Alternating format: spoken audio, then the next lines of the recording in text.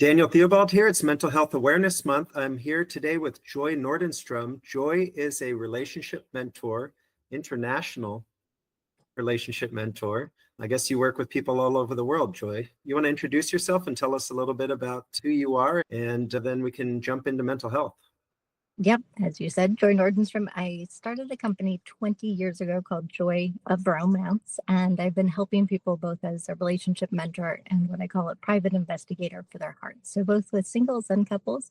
And I also had launched a podcast way back when called Intelligent Love 411 for Men, which is now turned into its own entity called Intelligent Love that's about ready to launch. So I'm excited about that. Okay, interesting. So maybe a little bit of a tangent, but a friend of mine worked on a dating website a while ago, and I think it ended up failing, but it was called Ready to Date.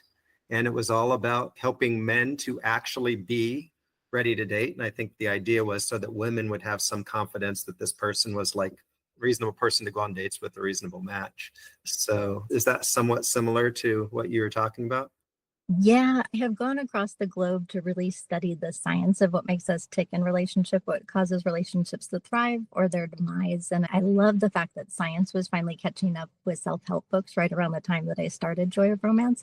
And I thought that would be a really good way to gain men's attention, because women talk about relationships 24/7, but men got truncated in that area. And I thought if I could interest them with the science, then I could help integrate them and become more intelligent in the realm of love and relationships.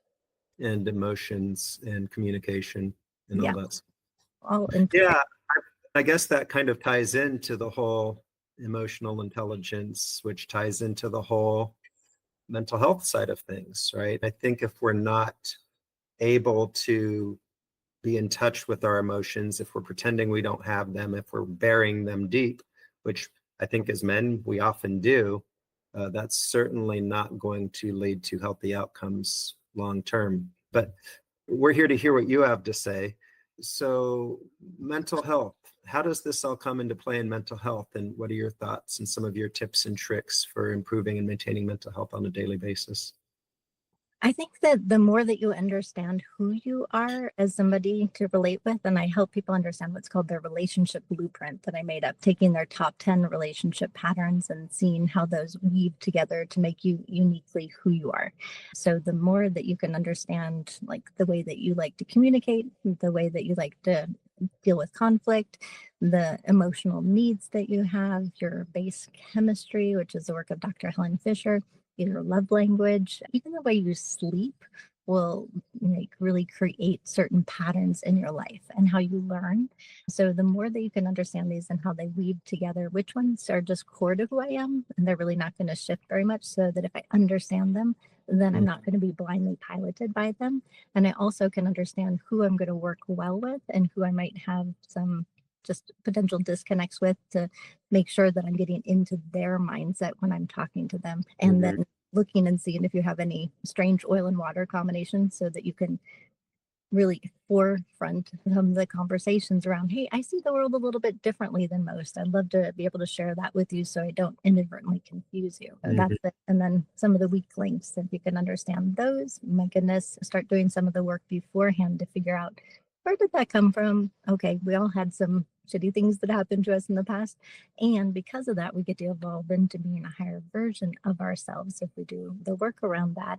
And being able to, once you've vetted somebody and you feel like you can trust them, to share some of that information with them and say, under pressure, when things are hitting me from the outside in or between the two of us, my weak link self is this. That's not who I really want to be. This is who I am probably 95% of the time. But if that stuff comes out, here's some tools to work with me to pump the brakes. And I'm actually giving you permission. And if you wouldn't mind having empathy for me and seeing me who I want to be, that'll be able to get through that much quicker. And with that tool, you're going to be doing a pattern interrupt for me that's going to help me be able to understand what triggered it more. Interesting. Yes. We're this way 95% of the time, but then sometimes the less good version of ourselves comes out. And I understand that in many ways that can then disrupt an otherwise good thing. So that's fascinating. Two thoughts occurred to me. One is that when we talk about mental health, depression, even anxiety, a lot of these topics, I think for many people, a lot of times it is wrapped up around relationships. right? That's a big part of our hopes and dreams and our outlook on life. And I think this is an important aspect of overall mental health relationships. We've talked about family, we've talked about friends. We haven't really talked about romantic relationship, but I think everybody wants to feel wanted. People want to feel affection. We know that touch is super important for good mental health. What are your thoughts on that? Like, where are the critical intersections between romantic relationships and mental health?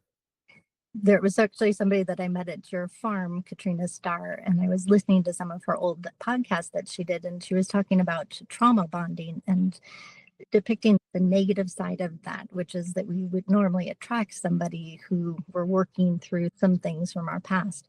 What I like to do is share with everybody, you actually almost always invite people into that intimate area who are going to poke you in just the right way that you need to grow. That's going to be painful at times.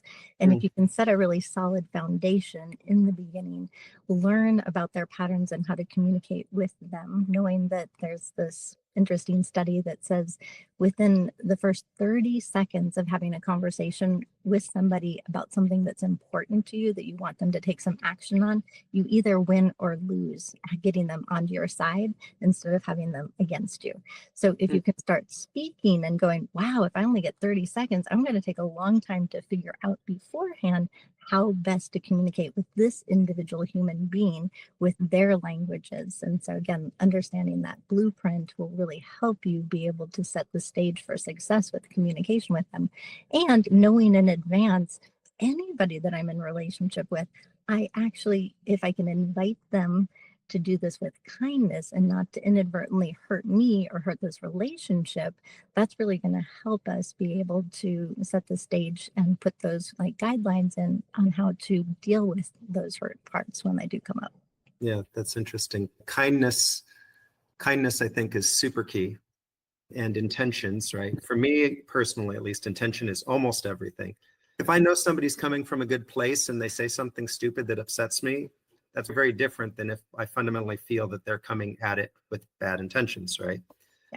Yeah. So the other thought I had that came up for me is I was actually in a relationship not too long ago, and somebody gave me a book called Conscious Loving. Are you familiar with this book? Yes. Honestly, for me, I didn't feel like it was an amazing book, but I felt like some of the concepts in there were very helpful. And one of them was this idea of once you trust somebody enough that you share what you're feeling, you share your micro truths. As you're talking, that made me feel tight in my chest. I'm not passing any judgment on why that's happening. I'm just sharing information with you. Yeah. And it's been quite interesting for me on the mental health front to experiment with this idea of just not worrying so much about how the other person is going to receive what I'm sharing. Yeah. That's their business. But just being vulnerable, being willing to say, I'm unhappy right now. And that's it. And then we can talk about it. But I'm not laying blame, anything like that. It's just sharing what I'm feeling. And I think that's been really interesting. And so it seems to me that there's probably a lot of overlap here with the type of things you're talking about. Yeah, Charles Duhigg wrote a book about communication skills, super communicators, I think it's called. And he, with his research, found that there's 3 different ways that we have conversations with people. Usually one is about feelings and emotions and really wanting them to attune to us. The other one is like the nuts and bolts and getting something done and taking action kind of mindset. And then the social chit chat. But the ones that really impact and have those big tension points amongst people who are close with one another in intimate relationships is when one person comes in and is really wanting to connect on a feelings level and the other person is with that fix it mode. I think that most women assume that guys are leaning more toward fix it mode most of the time, and they actually get tripped up more often than not when a guy is coming in and wanting to be vulnerable and to talk about something that's scaring them or has some sort of emotion that's not in the happy realm. Right. So knowing that is the case and asking, hey, I would like to ask if you could just hold the space for me. I do have some feelings I would like to share with you at this moment. Is now a good time? So that you're able to be both in the same mindset. Because just even moving from business brain into relationship mind, if you don't go through a transition ritual, you're going to come in with that hard hitting testosterone, adrenaline kind of attitude. And that's not going to be what the person might need in that moment. Yeah, that's great advice. Let's say I'm in a relationship, whatever that relationship is. Are there some sort of daily practices that you would recommend to people to create the type of relationship that leads to good mental health for both people, obviously? Yeah, most definitely. One, I would just say always start with figuring out your relationship blueprint and your partner's relationship blueprint, and then how those puzzle pieces fit together. And in the beginning phase, when the love drugs are high, you can do no wrong. So have those tough conversations.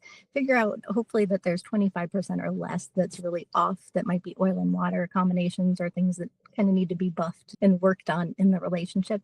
And then how to have those conversations so that you create the pattern during the honeymoon period so that you actually have the tools you need to survive when the honeymoon period's over. yes, because the love drugs are the sticky sauce, I love to say, because as you are fully present in the moment, all your senses are heightened, you're hyper focused on your target, you have more energy, you have more wherewithal to have the neuroptic synapses firing and wiring together, and you can put in good habits during that time just as easily as you can put in bad habits. But if you go in with the intention of that, and then understand, Dr. John Gottman, the John and Julie Gottman created the Gottman Institute. He is the premier scientists behind some of the most pivotal studies that we have in relationships. And one of his studies was called the 5 magic hours per week that we have with our partner. And people are like, what? Only 5 hours? No.